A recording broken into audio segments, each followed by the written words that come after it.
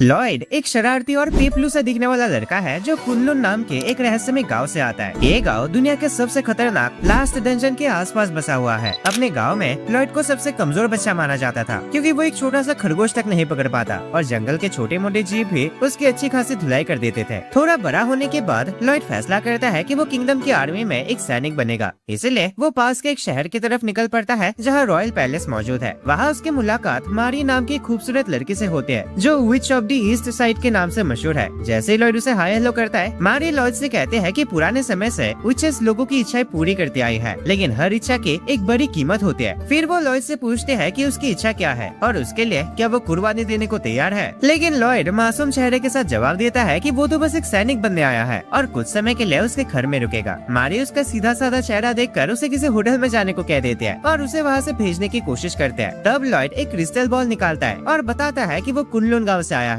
ये सुनते ही मारी घबरा जाते हैं। वो तुरंत क्रिस्टल बॉल के सामने झुक जाते हैं और उसमें से एक प्यारी सी लड़की का वीडियो चलने लगता है जिसका नाम आल्का है। आल्का बताते हैं कि वो कुनलुन गांव की मुखिया है। पता चलता है कि वो मारी की टीचर भी है। आल्का मारी से रिक्वेस्ट करते हैं कि वो लॉयड का ख्याल रखे क्योंकि एक दिन वो एक महान हीरो बनेगा। मारी सोचते हैं कि वो आखिर लॉयड के साथ क्या करे, उसे क्या जादू वगैरह सिखाए या कुछ और। जब वो सवाल पूछने की कोशिश करते हैं, आल्का बताती है कि ये तो सिर्फ एक रिकॉर्डिंग है। अच्छा रिकॉर्डिंग है क्या?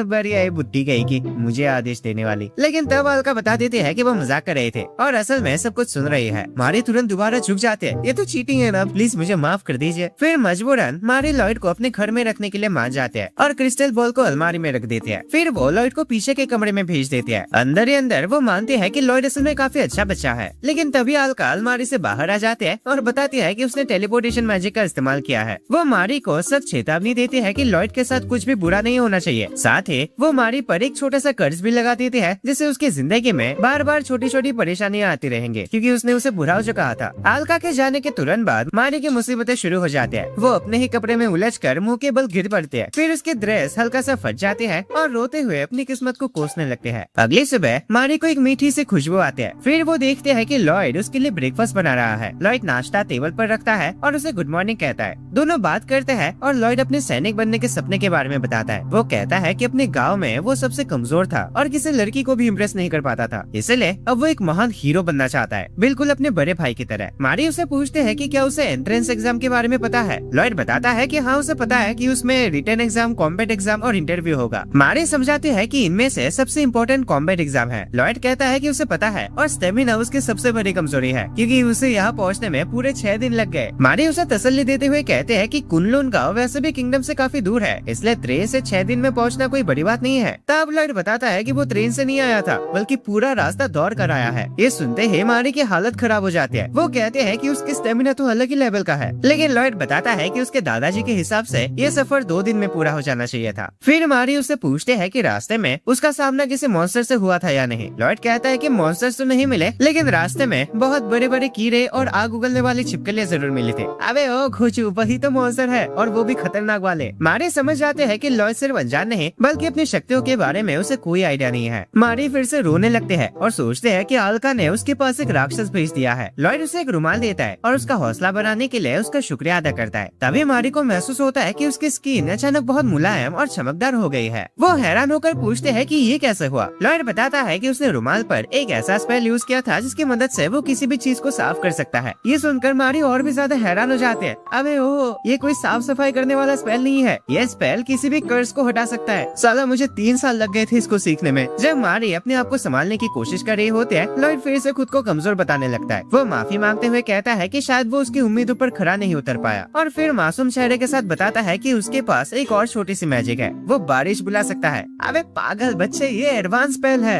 हर कोई नहीं कर सकता इसे। मारी कहते हैं कि कल से लॉयड मैजिक की जगह आम दुनिया की पढ़ाई और बेसिक चीजों के बारे में सीखेगा। अब वीडियो में आगे बढ़ने से पहले दोस्तों मैं तुम्हें एक जबरदस्त ऐप के बारे में बताता हूँ जिसका नाम है हिप्पोविक्पी, जो तुम्हारी किसी भी खराब क्वालिटी की वीडियो को एकदम 2K या 4K रिजोल्यूशन तक ले जा सकता है। सिंपली वीडियो एनहांसर पे क्लिक करो, अपने शॉर्ट्स या वीडियोस को अपलोड करो, उसके बाद कोई सा भी AI मॉडल सिलेक्ट करके उसको एक्सपोर्ट कर लो और बूम, तुम्हारा एनिमे एक्सप्लेन वीडियो एकदम 4K क्वालिटी में रेडी हो चुका है दोस्तों। इसमें और भी कई सारे फीचर्स है, जैसे तुम किसी भी ब्लैक एंड व्हाइट वीडियो को कलरफुल बना सकते हो या फिर किसी भी इमेज या प्रॉम्प्ट टाइप करके उसको वीडियो में कन्वर्ट कर सकते हो। डिस्क्रिप्शन पे सारा कुछ इन्फो दिया हुआ है, तो एक बार जरूर से चेक कर लेना। नाश्ता करने के बाद लॉयड बाहर निकलता है और देखता है कि शहर लोगों से भरा हुआ है। पता चलता है कि नेशनल फाउंडेशन फेस्टिवल पास आ रहा है। हर तरफ अफवाह चल रही होती है कि बहुत से लोग मिलिट्री ज्वाइन करना चाहते हैं, कुछ जासूस बनकर पड़ोसी देशों में घुसने की कोशिश कर रहे हैं और कुछ ऐसे लोग हैं जो चुपके से मॉन्स्टर शहर के अंदर लाने की कोशिश कर रहे हैं। लॉयड इन सब बातों को नजरअंदाज कर देता है और कहता है कि उसका पूरा ध्यान सिर्फ एग्जाम को पास करने पर है। फिर वो दौड़ पड़ता है। इसी बीच एक लड़के जिसे लोग बेल प्रिंसेस कहते हैं एक आदमी से टकराती है जो उसे कहता है कि वो नोबेल परिवार के नाम पर एक कलंक है। दुखी होकर वो एक गली में चले जाते हैं, पर वहाँ उसका सामना एक बहुत बड़े मॉन्स्टर से हो जाता है। मॉन्स्टर उसे पीछे गिरा देता है और उस पर हमला करने वाला होता है कि तभी लॉयड आसमान से कूद कर आता है और उस कीड़े को जोर से जमीन पर दे मारता है। उसके बाद वो मॉन्स्टर को उठा लेता है और ऐसे हटा देता है जैसे कोई कागज का टुकड़ा हो। साथ ही शिकायत करता है कि शहर में कितने सारे कीड़े हैं। फिर वो लड़की को खड़ा करता है, उसके कपड़ों से मिट्टी साफ करता है और अपने रुमाल से उसका चेहरा पोंछ देता है। फिर लड़के अपना नाम सेलन बताते हैं। लॉयड उसे हेलो करता है और वहाँ से चला जाता है। लॉयड से मिलने के बाद सेलन अपने कमरे में लौट जाते हैं और उसके बारे में सपने देखने लगते हैं। वो सोचते हैं कि क्या उसे मेकअप लगाना चाहिए, लेकिन फिर उसकी नजर अपने सर पर बंधे बेल्ट पर पड़ते हैं और वो रोते हुए अपने बचपन को याद करते हैं। एक बार उसने बेवकूफी में उस बेल्ट को अपने सर पर पहन लिया था और उस पर एक ऐसा श्राप लग गया जिससे वो बेल्ट हमेशा के लिए उसे चिपक गया। उसे याद आता है कि एक प्रीस्ट ने उसे कहा था कि उम्मीद मत छोड़ना, एक दिन एक ऐसी ताकत आएगी जो इस श्राप को तोड़ देगी। जब वो बेल्ट को खींचते हैं तब वो हैरान हो जाते हैं क्योंकि बेल्ट आसानी से निकल जाता है। वो तुरंत समझ जाते हैं कि ये सब लॉयड की वजह से हुआ है और उसी पल वो लॉयड के प्यार में पड़ जाते हैं। आखिरकार एंट्रेंस एग्जाम का दिन आ जाता है और सब लोग मिलिट्री एकेडमी ज्वाइन करने के लिए मैदान में जमा होता है। एकेडमी के ऑफिसर्स वहाँ कुछ फेमस लोगों को देखते हैं, जैसे बेल प्रिंसेस, एक हाथ वाली लड़की रीहो और लीडोकाइंस नोबेल का बड़ा बेटा एलन। वो बात करता है कि पड़ोसी देशों के साथ संबंध लगातार खराब होते जा रहे हैं और ऊपर से उनकी राजकुमारी भी गायब हो गई है, इसलिए उन्हें भविष्य के लिए कुछ शक्तिशाली स्टूडेंट्स की जरूरत है। उधर रियो लॉयड के पास बैठी हुई घबरा रही होती है। उसकी इंस्टिंक्ट्स उसे बार बार चेतावनी दे रही होती है कि इस लड़के से दूर रहना ही बेहतर है। ये दिखने में मासूम जरूर है, लेकिन सिर्फ एक चुटकी में ये पूरे देश को तबाह कर सकता है। तभी लॉयड उसे बात करने की कोशिश करता है, लेकिन रियो इतनी घबरा जाती है कि तुरंत लड़ने के लिए रेडी हो जाती है। लॉयड माफी मांगता है कि उसने उसे डरा दिया। इसी दौरान रियो अचानक दीवार से टकरा जाते हैं और लगता है कि जैसे किसी ने जोर से धक्का दिया हो, लेकिन असल में वो सेलन होते हैं जो लॉयड के पास आते हैं और रियो से पूछते हैं कि उसका लॉयड के साथ क्या काम था। जल्दी ही एग्जाम शुरू हो जाता है। सब लोग लोहे से बने उन पुतलों के सामने लाइन में खड़े होते हैं और उन्हें अपनी पसंद की किसी भी हथियार से हमला करने को कहा जाता है। रियो ऑफिसर के पास जाकर लॉयड की तरफ इशारा करते हुए पूछते हैं कि आखिर उसने किस तरह के मॉन्स्टर को चुन लिया है। ऑफिसर कहता है कि उसे भी खुद नहीं पता, उसने तो बस ऐसे ही सिलेक्ट कर लिया था और अब उसे शक है कि अगर लॉयड सच में लड़ने लग गया तो शायद सब लोग मिलकर भी उसे रोक ना पाए। थोड़ी देर बाद लॉयड की बारी आते हैं और वो अपने कॉम्बैट एग्जाम के लिए आगे बढ़ता है। कुछ दिनों बाद एग्जाम के रिजल्ट आ जाते हैं। उसी वक्त आल्का मारी के पास आकर बैठती है और पूछते हैं कि क्या लॉयड पास हो गया। मारी कहते हैं कि भले ही लॉयड खुद को कमजोर समझता हो, असल में वो बहुत ही ज्यादा ताकतवर है, इसलिए उसे पास होने में कोई दिक्कत नहीं होनी चाहिए और वो ताकतवर हो भी क्यों ना।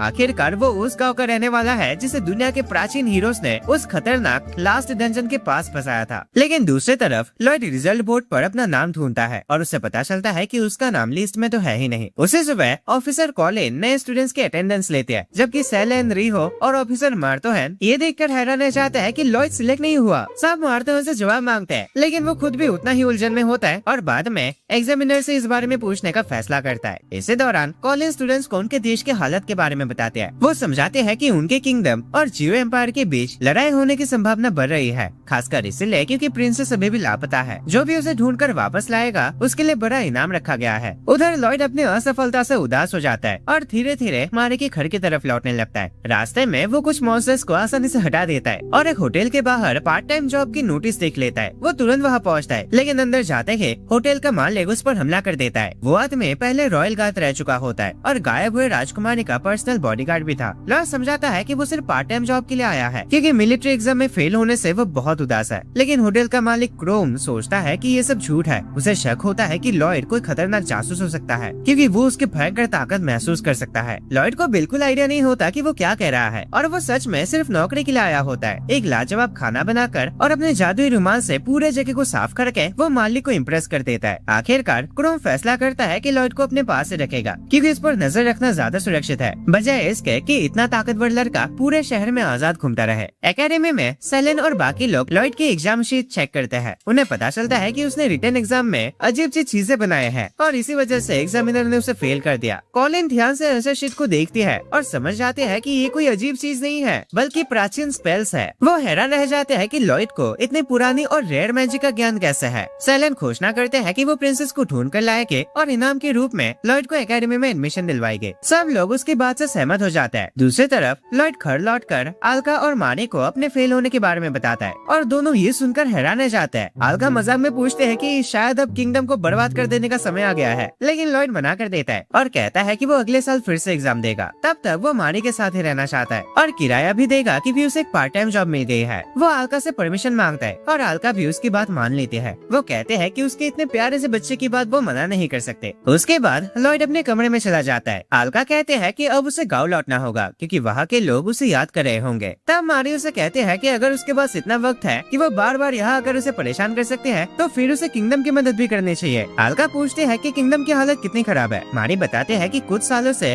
राजा अचानक युद्ध पर तुला है और उनका किंगडम बहुत जल्द जियो एम्पायर के साथ लड़ाई में उतरने वाला है। आल्का कहते हैं कि कुनलुन गांव तभी मदद करेगा जब बात आम इंसानों की समझ और ताकत से बाहर हो, जैसे किसी दिमन लॉर्ड का खतरा या दुनिया को खत्म कर देने वाले कोई महाशक्ति। लेकिन जहाँ तक लोगों या देशों के बीच की लड़ाई का सवाल है, उन्हें उससे कोई लेना देना नहीं है। उसके हिसाब से ऐसे समस्याओं को लोगों को खुद ही संभालना चाहिए। ये सुनकर मारी बताते हैं कि इसी वजह से वो 5 साल के सफर करके मास्टर एल्का के पास गए थे और उसे डिसएंचेंट स्पेल सीखा था। मारी कहते हैं कि वो किसी भी कीमत पर इस लड़ाई को रोकेंगे, लेकिन एल्का उसे सख्त वार्निंग देते हैं कि लॉयड को इस मामले से दूर रखे वरना वो खुद पूरे किंगडम को मिटा देंगे। इसके बाद एल्का अलमारी के अंदर वापस चले जाते हैं ताकि अपने गाँव टेलीपोर्ट कर सके। जाने से पहले वो मारी को बदकिस्मत होने का श्राप दे देती है। जब भी मारी उसे गाली देगी या बुढ़ी बुलाएगी, उसके साथ कोई न कोई परेशानी हो सकती है। बदला लेने के लिए मारी क्रिस्टल बॉल को एक कुएं में फेंक देती है ताकि अगली बार जब एल्का आने की कोशिश करे तो आ ना पाए। अगले दिन मार्तोहान और रियो होटल में बैठकर खाना खा रहे होते हैं और लॉयड को ढूंढने की बात करते हैं। रियो हैरान होती है कि ये जगह अचानक इतनी मशहूर कैसे हो गई, क्योंकि पहले तो लोग इसे गंदे और सस्ती जगह समझते थे जहाँ बस बेकार खाना मिलता था। तभी उनका खाना आता है और दोनों महसूस करते हैं कि वो बहुत ही टेस्टी है। रियो इस होटल के मालिक के बारे में पूछते हैं और मार्तोहान बताता है कि वो पहले रॉयल गार्ड था। फिर वो पूछता है कि उसकी जगह एक ही रात में इतनी साफ और मशहूर कैसे हो गई। क्रोम बताता है कि ये सब उनके नए काम करने वाले बंदे की वजह से हुआ है। तभी लॉयड बाहर आता है और उसे देखकर दोनों हैरान हो जाता है। मार्तोहान क्रोम से लॉयड की असली पहचान पूछता है, लेकिन क्रोम कहता है कि उसे कुछ नहीं पता। उल्टा वो उनसे पूछता है कि इतने ताकतवर लड़के को एग्जाम में फेल कैसे कर दिया गया। इसी दौरान लॉयड कचरा बाहर फेंकने जाता है और तभी वो देखता है कि मारी एक गली में जा रही है। वो उसके पीछे चला जाता है और ऐसे ऐसे एकेडमी के मैदान तक पहुंच जाता है। वहाँ स्टूडेंट्स की भीड़ लगी होती है क्योंकि सेलेन और एलन के बीच बहस चल रही होती है। एलन सेलेन को लड़ाई के लिए चैलेंज करता है और अपनी कुल्हाड़ी लेकर उस पर दौड़ पड़ता है, लेकिन सेलेन के श्रापित बेल्ट अचानक एक्टिवेट हो जाते हैं और एलन के हाथ से कुल्हाड़ी को दूर कर देते हैं। तभी लॉयड वहाँ पहुँचता है और सेलेन तुरंत उसके पास आ जाते हैं। कॉलिन और मार्तोहान भी वहाँ पहुँचता है। सेलेन बताते हैं कि अब क्योंकि लॉयड यहाँ है तो वो उसकी तरफ से इस एलन बंदे से लड़ेगा। मार्तोहान एलन से पूछता है कि क्या वो सच में लॉयड से लड़ने वाला है। एलन जो खुद को एक ईमानदार नोबल मानता है कहता है कि वो एकेडमी के बाहर किसी आम नागरिक से नहीं लड़ेगा, लेकिन मार्तोहान उसे फुसलाकर कहता है कि मौका हाथ से मत जाने दो और लॉयड को हराकर दिखाओ कि नाइट से पंगा लेना आसान नहीं होता। एलन भी सोचता है कि ऑफिसर्स के सामने अपनी ताकत दिखाने का ये सही मौका है। कॉलिन समझ नहीं पाती कि मार्तोहान ऐसा क्यों कर रहा है, क्योंकि आमतौर पर वो लड़ाई झगड़ा देखते ही रोक देता है। मार्तोहान बताता है कि लॉयड वही लड़का है जिसने एग्जाम में एंशिएंट स्पेल्स लिखे थे। फिर दोनों मिलकर एलन को और मोटिवेट करने लगते हैं। कॉलिन पूछता है कि क्या एलन ठीक रहेगा। मार्तोहान कहता है कि जब तक लॉयड का मुक्का सीधा उस पर नहीं पड़ता तब तक एलन जिंदा रहेगा, क्योंकि वो भी अपनी जबरदस्त ताकत के लिए मशहूर है। लेकिन ये बेवकूफ एलन लॉयड का शुक्रिया अदा करता है कि उसने अपनी ताकत दिखाने का मौका दिया और उसे पहले हमला करने को कहता है। लॉयड कहता है ठीक है भाई, पर मैं उतना भी ताकतवर नहीं हूँ तो मैं जीत नहीं पाऊंगा। और फिर वो एलन के चेहरे पर एक मुक्का मारने की कोशिश करता है। सबको लगता है कि अब तो एलन गया काम से, पर तभी अचानक एक हवा का भवंडर उनके आसपास बन जाता है और हमें पता चलता है कि ये मारी है। वो लॉयड को पकड़कर आसमान में ले जाते हैं। मारी उसे समझाते हैं कि जरा संभाल के रहे वरना वो सही में मार वार देगा किसी को। पर लॉयड सोचता है कि मारी ने उसे सबके सामने पीटने से बचा लिया और परेशानी देने के लिए माफी मांगता है। उसकी मासूमियत और भोलेपन को देखकर मारी उसे और भी ज्यादा पसंद करने लगते हैं। वो उसे चेतावनी देते हैं कि लोगों पर ज्यादा भरोसा मत क्या करे, वरना कोई बुरी लड़की उसे आसानी से बेवकूफ बना सकती है। थोड़ी देर बाद क्रोम भी सड़क पर आ जाता है और छत पर खड़े मारी को देख लेता है। दोनों नीचे आते हैं और क्रोम लॉयड को वापस होटल भेज देता है। फिर वो मारी के सामने घुटने टेक कर झुकता है और हमें पता चलता है कि मारी ही असल में वो लापता राजकुमारी है जिसे सब लोग ढूंढ रहे थे। जब से वो 5 साल पहले गायब हुए थे तब से क्रोम ने उसकी पहचान छुपा कर रखा हुआ था और आर्मी भी छोड़ दी थी। मारी बताते हैं कि नेशनल फाउंडेशन फेस्टिवल के तीसरे दिन एक इंटरनेशनल कॉन्फ्रेंस होने वाली है। उसे पूरा यकीन है कि उनके दुश्मन राजा को इम्प्रेस करके जियो एम्पायर के खिलाफ युद्ध का ऐलान करवाने की कोशिश करेंगे। वो कहते हैं कि उन्हें हर हाल में ये रोकना होगा और क्रोम से मदद मांगते हैं। उधर एकेडमी में मार्तोहान नए स्टूडेंट्स के लिए ट्रेनिंग रिपोर्ट तैयार कर रहा होता है। कॉलिन उससे पूछते हैं कि वो इस मामले को इतना सीरियस क्यों ले रहा है। मैर्थोहन बताता है कि जब वो बच्चा था तब उसके गांव में हालत बहुत बुरी हो गई थे। लोगों के पास खाने के लिए कुछ नहीं बचा था। उसी समय जियो एम्पायर ने हमला करके उनकी बची कुची राशन भी छीन ली थी, इसलिए वो नहीं चाहता कि वैसे हालत फिर कभी लौट कर आए। बाद में रिहो और सेलेन शहर में घूम रहे होते हैं। रिहो कहते हैं कि सबसे पहले उन्हें प्रिंसेस को ढूंढना होगा, वरना लॉयड को एकेडमी में एडमिशन दिलवाना मुश्किल होगा। इसलिए वो फैसला करते हैं कि इस मसले को सुलझाने के लिए वो आज इस देश की सबसे मशहूर मारी the which of the east से मिलने जाएंगे, ताकि प्रिंसेस के बारे में थोड़ी जानकारी हासिल कर सके। लेकिन जब दोनों उस जगह पर पहुंचते हैं तो उनकी हैरानी का ठिकाना नहीं रहता। मशहूर विच की जगह दरवाजा लॉयड खोलता है। सेलेन तुरंत उदास हो जाते हैं और सोचने लगते हैं कि लॉयड आखिर विच के साथ क्यों रह रहा है। थोड़ी देर बाद मारी भी वहाँ जाते हैं। मारी उन दोनों का स्वागत करते हैं और पूछते हैं कि वो यहाँ किस काम से आया है। रियो और सेलेन उसे बताते हैं कि वो एक लड़की के बारे में जानकारी चाहते हैं। मारी तस्वीर देखकर तुरंत समझ जाते हैं कि वो लोग लापता प्रिंसेस को ढूंढ रही है, मतलब उसी को। वो कहते हैं कि वो ये राजकुमारी जैसे मामलों में डील नहीं करते। रियो को उसके बर्ताव और चेहरे के एक्सप्रेशन देखकर शक होने लगता है। तब सेलेन उसे पूछते हैं कि वो किंगडम में कितने समय से विच के रूप में काम कर रही है। मारी कहते हैं कि उसे 2 साल हो गए हैं। अब मारी को लगता है कि शायद उन दोनों को उसके असली पहचान का पता चल गया है और वो सोचते हैं कि वो दोनों शायद काफी निराश होंगे उससे, क्योंकि यह किंगडम की एल लगे पड़े है और वो आराम से चाय की पार्टी कर रही है। इसलिए मारी उन्हें सच बताने का फैसला करते हैं कि वो ही इस देश की राजकुमारी है। लेकिन असल में सेलेन सिर्फ ये पूछ रही थी कि क्या वो लॉयड की पत्नी है। मारी तुरंत कहते हैं नहीं, लॉयड मेरे लिए बस एक भाई जैसा है। तभी लॉयड मेहमानों के लिए ड्रिंक्स लेकर वापस आता है और बताता है कि उसे भी मारी की असली पहचान का पता है। लॉयड बड़े गर्व से कहता है कि मारी असल में एक सुपर हीरो है जो अंधेरों से लोगों को बचाती है। मारी हैरान होते हैं कि लॉयड ने ये कहानी कहाँ से बना ली, लेकिन वो उसकी बात के साथ चलने का फैसला करते हैं और उसके सामने सुपर हीरो होने का नाटक करते हैं। लॉयड कहता है कि वो भी उसकी मदद करना चाहते हैं, लेकिन मारी उसे समझाते हैं कि वो भी बहुत कमजोर है। वो कहते हैं कि उसे मेहनत करनी चाहिए और एकेडमी ज्वाइन करनी चाहिए, क्योंकि अभी वो उसके साथ हीरो बनने के लिए तैयार नहीं है। ये सुनकर लॉयड उदास हो जाता है और अपने कमरे में भाग जाता है। उसके जाने के बाद मारी लड़कियों के साथ बैठकर बताते हैं कि लॉयड असल में उस लीजेंडरी विलेज कुनलुन का रहने वाला है। उस गांव का नियम है कि उसके लोग आम इंसानों के मामलों में दखल नहीं देते। अगर लॉयड उनकी मदद करेगा तो उसे सजा मिलेगी और उसे वापस गांव भेज दिया जाएगा। इससे उसका सैनिक बनने का सपना टूट जाएगा। इसलिए वो चाहते हैं कि लॉयड को इन सबसे दूर रखा जाए। फिर मारी उनसे किंगडम को बचाने, राजा को आजाद करने और लड़ाई रोकने में मदद मांगते हैं। वो यहाँ तक कि उन्हें अपनी असली पहचान भी बता देती है कि वो ही राजकुमारी है और कहते हैं कि जो भी राजा को कंट्रोल कर रहा है उसने राजकुमारी को पकड़ने के लिए भी नाम रखा है। इसी वजह से पूरा किंगडम उसके तलाश में लगा हुआ है। सबके जाने के बाद अल्का कुएं के अंदर से टेलीपोर्ट होकर वहाँ पहुँचते हैं और मारी की तारीफ करते हैं कि उसने अपना वादा निभाया। लेकिन मारी चांद, तुमने क्रिस्टल को कुएं में क्यों फेंका? फिर अल्का कहते हैं कि वो लॉयड का ख्याल रखेंगे और मारी को अपना मिशन पूरा करना चाहिए। जाते जाते वो मारी को एक और श्राप दे देती है, जिसके कारण एक बात खत्म करते ही उसके मुंह से म्याऊं निकल जाता है। थोड़ी ही देर बाद नेशनल फाउंडेशन फेस्टिवल शुरू हो जाता है। अल्का लॉयड को बाहर घुमाने ले जाते हैं और उसका मूड ठीक करने की कोशिश करते हैं। वो मजाक में कुछ ऐसी बात करती है जिससे लॉयड और भी ज्यादा कंफ्यूज हो जाता है। पर इसी दौरान किंगडम पर मॉन्स्टर्स का हमला हो जाता है और लोग उनसे लड़ने लगता है। दूसरी तरफ राजा जियो एम्पायर के खिलाफ लड़ाई का ऐलान करने वाला होता है। तब क्रोम महल में आता है और दोबारा आर्मी में शामिल होने की रिक्वेस्ट करता है। मैर्थोहन भी पास करा होता है और कहता है कि ठीक है, वो लोग उसे दोबारा सेना में शामिल कर लेंगे। लेकिन क्रोम बताता है कि उसने प्रिंसेस और उसके साथियों से मुलाकात की थी और उनकी जांच पड़ताल से पता लगा कि इस पूरे मामले के पीछे एक ऐसा व्यक्ति है जो अक्सर कहता रहता है कि ये देश के भले के लिए है, वो देश के भले के लिए है, और मेरे मुताबिक इस देश में सिर्फ एक ही ऐसा इंसान है जो ऐसा बोलते रहता है, और वो तुम्हें होना मार्थोहन, जिसने राजा पर एक श्राप भी लगाया है। मार्थोहन अपना जुर्म कबूल कर लेता है। वो कहता है कि उसे लगा था इतना मूर्ख राजा एक पुतले के रूप में ज्यादा काम आएगा, ताकि वो जियो एम्पायर को उनके बुरे कर्मों की सजा दे सके। इसी समय रिहो, सेलेन और मारी भी वहाँ आ जाते हैं और कहते हैं कि कम से कम उसने अपने जुर्म तो मान लिए।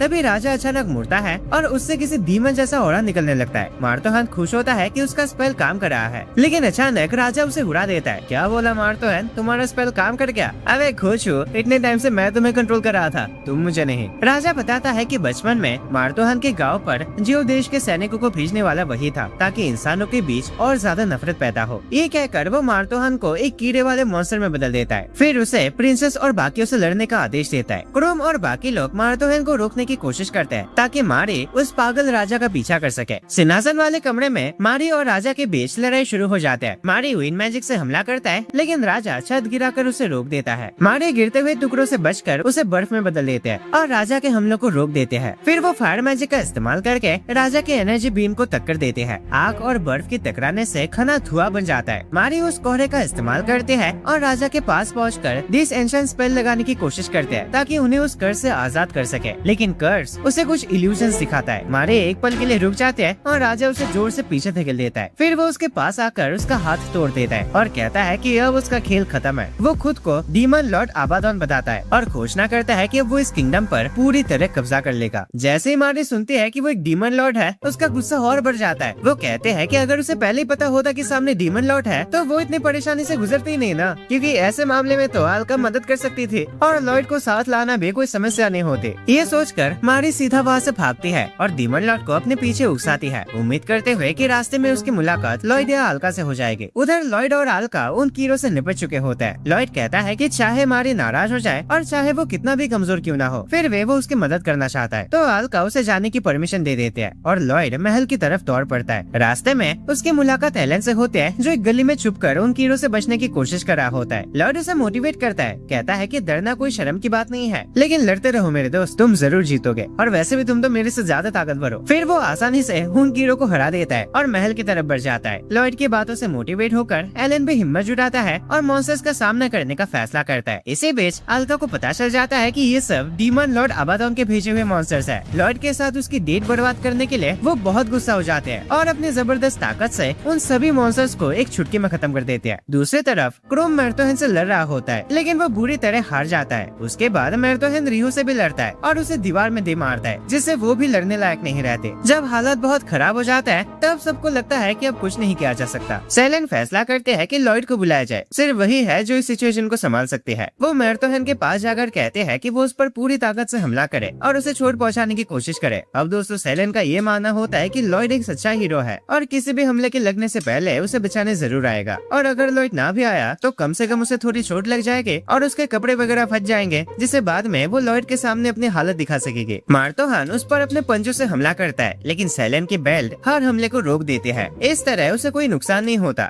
मैर्थोहेन लगातार हमला करता रहता है, लेकिन बेल्ट उसकी पूरी सुरक्षा करते रहते हैं। रियो सेलेन से कहते हैं कि वो मैर्थोहेन को ऐसे थोड़ा उकसाए रखे और खुद लॉयड को ढूंढने निकल पड़ते हैं, लेकिन बाहर निकलने से पहले ही उसकी मुलाकात लॉयड से हो जाती है, जो मारी को ढूंढते हुए महल के अंदर आ रहा होता है। लॉयड सबसे पहले पूछता है कि सब ठीक है या नहीं, और फिर सेलेन को नजरअंदाज करते हुए सीधा मैर्थोहेन की तरफ मुड़ जाता है। लॉयड कहता है कि अब उसे समझ आ गया है कि यहाँ हो क्या रहा है। वो मैर्थोहेन से पूछता है कि वो ऐसा क्यों कर रहा है और क्या उसे एक सैनिक होते हुए शर्म नहीं आती। मैर्थोहेन लॉयड पर झपटता है, लेकिन लॉयड उसे आसानी से दूर हटा देता है और जमीन पर गिरा देता है। लॉयड उसे समझाता है कि उसके हिसाब से सैनिक वो होता है जो लोगों की रक्षा करे। वो उसे याद करने को कहता है कि जब पहली बार उसने सैनिक बनने का फैसला किया था तब उसका सपना क्या था। लॉयड कहता है कि उसे यकीन है कि वो आज जो कर रहा है उसके लिए वो सैनिक नहीं बना था। लॉयड के बातों का असर होने लगता है और मैर्थोहेन धीरे धीरे अपने इंसानी रूप में लौटने लगता है। उसे याद आता है कि वो एक सैनिक बनकर इस दुनिया में शांति लाना चाहता था। क्या यार मैर्थोहेन, फेस्टिवल के दिन तुम्हें इतना नहीं पीना चाहिए, तुम ऐसे कॉस्ट्यूम पहन के खेल कूद रहे हो, देश की रक्षा कौन करेगा फिर। लेकिन लॉयड को ऐसा बोलना नहीं चाहिए था, क्योंकि ये बात सुनकर मैर्थोहेन फिर से गुस्से में आ जाता है और दोबारा मॉन्स्टर का रूप ले लेता है। वो लॉयड पर हमला करता है, लेकिन लॉयड पीछे झुककर उसे बच जाता है और अपने सर से मार देता है। हमला इतना जबरदस्त होता है कि मैर्थोहेन दीवार से टकराकर बेहोश हो जाता है। इसके बाद लॉयड बाकी लोगों से मारी के बारे में पूछता है। उसे पता चलता है कि मारी सिंहासन वाले कमरे में है। लॉयड वहाँ जाने लगता है, लेकिन तभी मारी बाहर आकर उसे गले लगा लेते हैं। भाई इतनी खुशी मुझे जिंदगी में पहले कभी नहीं हुई। तब वो पागल राजा भी वहाँ आता है और लॉयड उसे देखकर रुक जाता है। लॉयड राजा के पास जाकर कहता है कि वो यहाँ से चला जाए, क्योंकि महल में मॉन्स्टर्स घूम रहे हैं। राजा उसकी बात समझ नहीं पाता। असल में लॉयड सोचता है कि शायद ये कोई शराबी आदमी है जो राजा की कॉस्ट्यूम पहनकर और चेहरे पर हरा रंग लगाकर घूम रहा है, इसीलिए वो अपना रुमाल निकालकर उसका चेहरा साफ करने लगता है। पर ऐसा करते ही कर्ज टूट जाता है और राजा पर से डीमन लॉर्ड का कंट्रोल खत्म हो जाता है और आखिर इस तरह किंगडम में फिर से शांति लौट आती है। फेस्टिवल के दौरान हुए नुकसान के मरम्मत शुरू हो जाते हैं और लॉयड सबको काम करते देखता है। बाहर उसकी मुलाकात उसके भाई शोमा से होती है। दोनों एक दूसरे को गले लगाते हैं और शोमा लॉयड की तारीफ करता है कि वो कितना ताकतवर हो गया है और उसने डीमन लॉर्ड को हरा दिया। लॉयड हैरान होकर पूछता है कि वो किस बारे में बात कर रहा है। तभी आल्का भी वहाँ आ जाते हैं। लॉयड उसे बताता है कि वो शोमा से बात कर रहा था, लेकिन शोमा अचानक गायब हो जाता है। दूसरी तरफ क्रोम दोबारा आर्मी में शामिल हो जाता है और मैर्थोहेन को कुनलुन के पास एक खेती वाले इलाके में भेज दिया जाता है। आल्का उसे सजा के रूप में एक खास गेहूं उगाने और फिर उसे दूसरे गरीब गांव तक पहुंचाने का काम देते हैं। कुछ दिनों बाद लॉयड को किसी की सिफारिश पर मिलिट्री एकेडमी में एडमिशन मिल जाता है। सेलेन और बाकी लोग लॉयड को एकेडमी के पहले दिन लेने आता है। आल्का सेलेन के बेल्ट को देखकर पहचान लेती है कि ये तो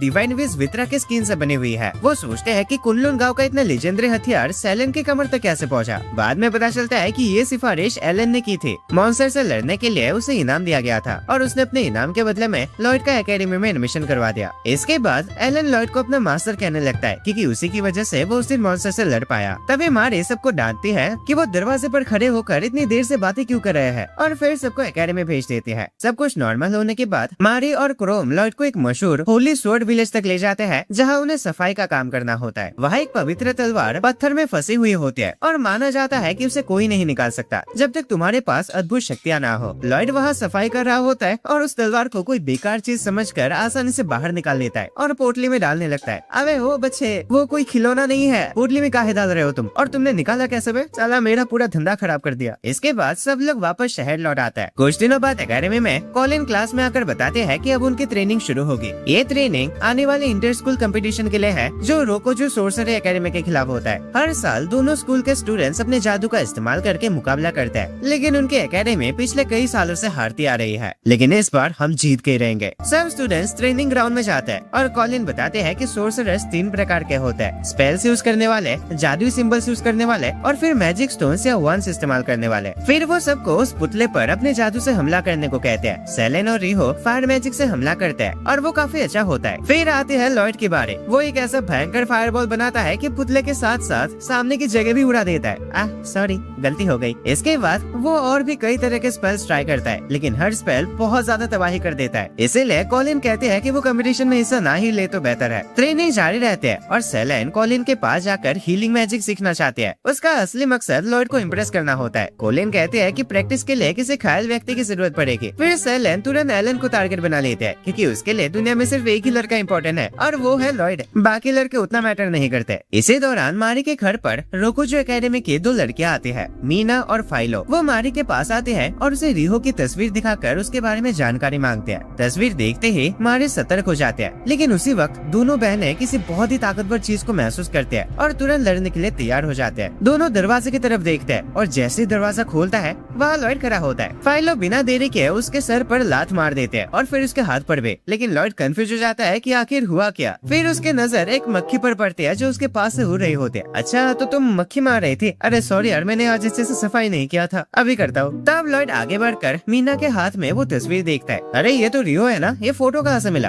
तुम जानते हो इसे? हाँ, हम दोनों साथ में पढ़ते हैं। इसके बाद फाइलो उसके पास जाकर कहते हैं कि वो उसे अपना स्टूडेंट बना ले। मैं खाना बना सकती हूँ, कपड़े धो सकती हूँ, इसलिए प्लीज मुझे यहाँ रहने दो। जरूरत पड़े तो मैं तुम्हें नहला भी सकती हूँ। मारी तंग आकर दोनों को बाहर निकाल देते हैं और कहते हैं कि कहीं और जाकर रहो। उनके जाने के बाद आल्का टेलीपोर्ट होकर वहाँ पहुँचते हैं और मारी से पूछते हैं कि वो लॉयड को होली स्वॉर्ड विलेज क्यों ले गए थे। मारी बताती है कि वो तो सिर्फ कुछ काम के लिए गए थे और बाद वही खत्म हो जाते हैं। स्टूडेंट्स इंटर स्कूल मैच की प्रैक्टिस जारी रखते हैं और क्रोम फैसला करता है कि बच्चे इतनी मेहनत कर रहे हैं इसलिए वो उन्हें खास इनाम देगा। ट्रेनिंग ग्राउंड पर रिहो कॉलिन से पूछते हैं कि वो इस कंपटीशन को लेकर इतने सीरियस क्यों है। कॉलिन बताते हैं कि रोकोजो एकेडमी के हेडमास्टर उसकी पुरानी राइवल है और वो उसे खुद हराना चाहते हैं। रिहो पूछते हैं कि वो किसकी बात कर रही है। तभी वो औरत खुद सामने आ जाते हैं और अपना नाम रोल बताते हैं। पता चलता है कि वो कभी कॉलिन की क्लास में हुआ करते थे। उसने हमेशा दूसरों को मैनिपुलेट करके और अपने कंपटीटर्स को बाहर निकलवा कर रैंक हासिल किया था और ऐसे छल कपट करते ही आज वो रोकोजो एकेडमी के हेडमास्टर बन चुके हैं। रोल रिहो को भी पहचान लेते हैं और वो सीधा उसके पास चल कर आते हैं। उसे देख कर रिहो का मूड और खराब हो जाता है। लॉयड नोटिस करता है कि रिहो पूरे दिन उदास लग रही है, इसलिए वो मारी के पास जाकर सलाह मांगता है। वो पूछता है कि किसी लड़की को खुश कैसे किया जाता है। मारी तुरंत गलत समझ बैठते हैं और सोचते हैं कि लॉयड शायद उसके लिए कुछ स्पेशल करना चाहता है। वो उसे सलाह देते हैं कि लड़की को डेट पर ले जाओ। लॉयड इस बात को सीधा मान लेता है और अगले दिन रिहो को डेट पर ले जाने का सोचता है। ये सुनकर मारी उदास हो जाते हैं और सेलेन और भी जेलस हो जाते हैं। डेट के दौरान लॉयड रिहो से पूछते हैं कि वो इतनी उदास क्यों है। रिहो बताते हैं कि वो एक ऑर्फनेज में बड़ी हुई थी और बचपन से उसका एक हाथ कमजोर था। उस समय रोल उसके लिए बड़ी बहन जैसे थे।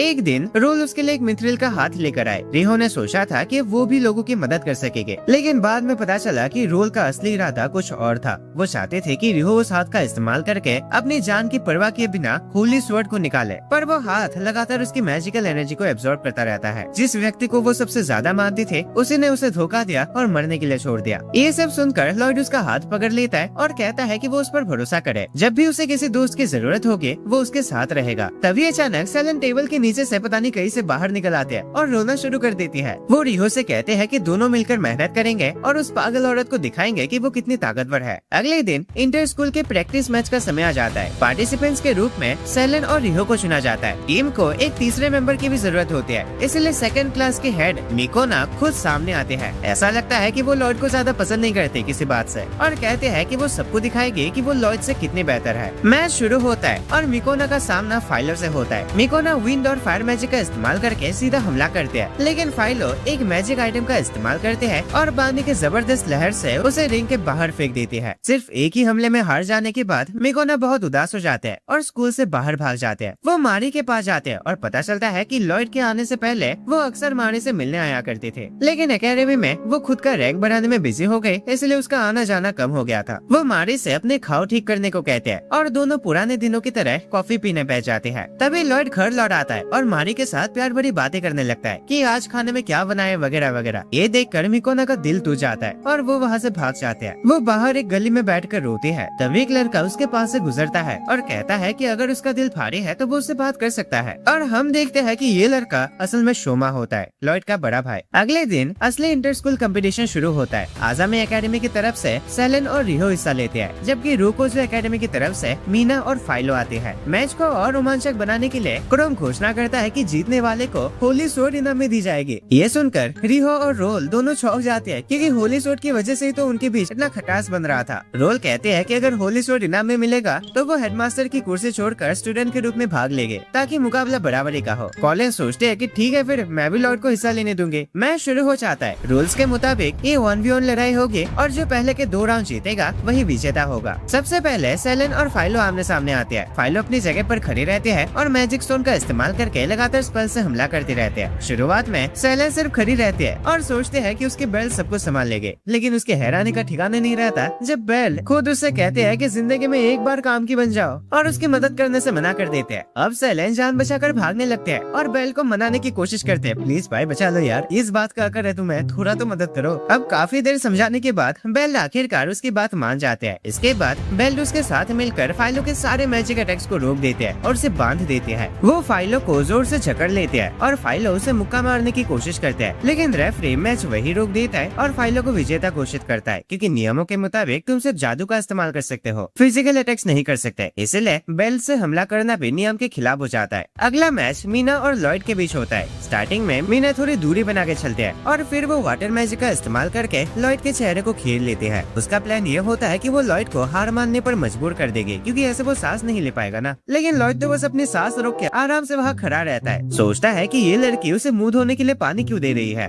20 मिनट गुजर जाता है और लॉयड अभी भी बिना किसी टेंशन के वहाँ खड़ा रहता है। इसीलिए मीना अपना प्लान चेंज करने का फैसला करते हैं। इस बार वो एक एडवांस लेवल वाटर मैजिक इस्तेमाल करने के लिए मंत्र पढ़ना शुरू करते हैं, लेकिन लॉयड अपनी विंड मैजिक से एक ही बार में उसे उड़ा देते हैं। बाकी लोगों को लगता है कि मीना ने शायद गलत मंत्र पढ़ दिया, इसलिए धमाका हो गया। मीना एरिना के बाहर हो जाते हैं और लॉयड ये राउंड जीत जाता है। अब आखिरी लड़ाई का वक्त आ जाता है, जो रोल और रिहो के बीच होते हैं। लड़ाई शुरू होते ही दोनों एक दूसरे पर फायरबॉल्स बरसाने लगता है। ये काफी टाइम तक चलता रहता है, लेकिन रोल जानते हैं कि रिहो का मिथ्रिल हाथ उसकी सारी एनर्जी एब्जॉर्ब कर लेगा और वो जल्दी हार जाएगी। फिर रिहो थोड़ी दूरी बनाने के लिए पीछे जंप करते हैं, लेकिन रोल तेजी से आगे बढ़ते हैं और उसके मिथ्रिल हाथ निकाल देते हैं। इससे रिहो जमीन पर गिर जाते हैं और रोल कहते हैं कि अब वो ये लड़ाई एक ही बार में खत्म कर देंगे। लेकिन तब रिहो किसी हीरो की तरह मुस्कुराते हैं और एक मुक्का मार देते हैं, जिससे एक बहुत बड़ा धमाका हो जाता है और रोल उड़कर जमीन पर गिर जाते हैं। अब दोस्तों मैं तुम्हें बता दूं कि अगर तुम किसी दूसरे एलिमेंट पर हीलिंग मैजिक यूज करोगे तो धमाका हो जाएगा, और रिहो ने भी वही किया। उसने एक जादुई क्रिस्टल पर हीलिंग मैजिक यूज करके रोल को उड़ा दिया था। फिर वो वापस से अपने हाथ को हील कर लेते हैं और कुछ मंत्र पढ़कर धीरे धीरे रोल की तरफ बढ़ने लगते हैं। उसे ऐसे आते देखकर रोल डर के मारे बेहोश ही हो जाते हैं,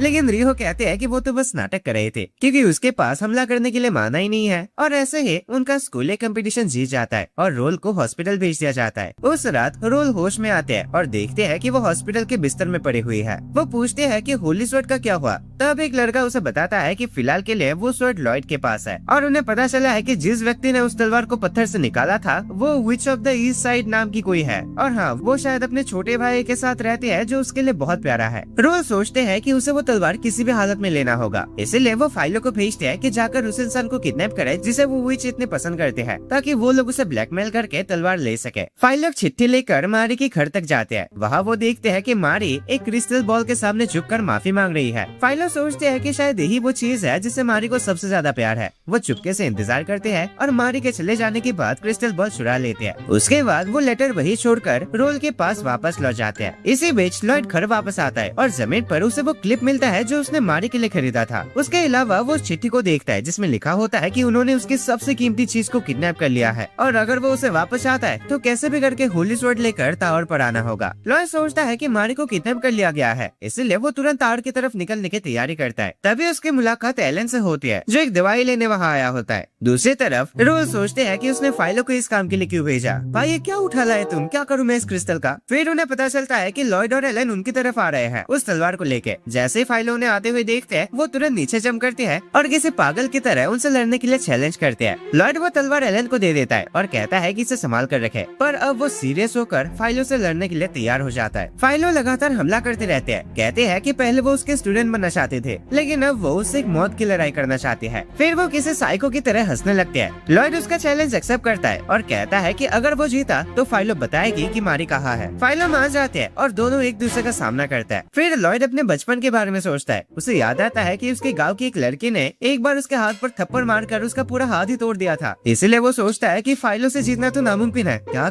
करूँ। हाँ आ जाओ, पंजा लड़ाता है। वो कहता है कि उसके गाँव में जितने भी बड़े बड़े झगड़े होते हैं वो ऐसे पंजा लड़ाकर ही मैटर को सॉल्व करता है, इसीलिए वो फाइलो के साथ भी ऐसा ही करना चाहता है। फाइलो से उसके गाँव का नाम पूछते हैं और जब लॉयड बताता है कि वो कुनलुन से है तो फाइलो और ज्यादा एक्साइटेड हो जाते हैं और उसका चैलेंज एक्सेप्ट कर लेती है। जब मुकाबला शुरू होता है तो एक ऐसा शॉक वेव निकलता है कि एलन पीछे उड़ जाता है। दोनों एकदम बराबर तक करके होता है। उनके नीचे जो डब्बा रखा होता है वो टूट जाते हैं और वो अपना मुकाबला जारी रखने के लिए हवा में जंप करते हैं। फाइलो धीरे धीरे उस पर हावी होने लगते हैं, लेकिन फिर लॉयड विंड मैजिक का इस्तेमाल करता है और धम करके जमीन पर गिरता है। जब धुआं हटता है तो पता चलता है कि लॉयड जीत गया। ये इसी के साथ उनकी लड़ाई खत्म हो जाती है और फाइलो अपनी हार एक्सेप्ट कर लेती है। लेकिन फिर वो लॉयड को शादी के लिए प्रपोज कर देती है। वो कहते हैं कि अगर लॉयड सच में कुनलुन से है तो वो उसके लिए एकदम परफेक्ट है, क्योंकि वो खुद एक ताकतवर आदमी की तलाश में थे। इसी बीच एलन तलवार लेकर भाग रहा होता है और वो लड़का जो रोल के लिए काम करता है उसका पीछा कर रहा होता है। एलन किसी भी हाल में तलवार छोड़ने को तैयार नहीं होता, क्योंकि लॉयड ने उस पर भरोसा करके ये तलवार उसके हवाले की थी। लेकिन तभी मीना वहाँ पहुँच जाते हैं और उस स्टूडेंट को आसान से हरा देते हैं। वो बताते हैं कि वो रोल के इन कारनामों को रोकने आई है, क्योंकि रोल उसके बहन को सिर्फ एक खिलौने की तरह इस्तेमाल करते हैं। थोड़ी देर बाद वो सब लॉयड और फाइलो से मिलता है। मीना उन्हें मारी के बारे में भी पूरी बात बताती है कि उन्होंने मारी को किडनैप नहीं किया था। इसी दौरान रोल दूर से सबको देख रहे होते हैं। वो क्रिस्टल के सामने गुस्से में चिल्लाने लगते हैं, सबके सब निकम्मे बेवकूफ साले,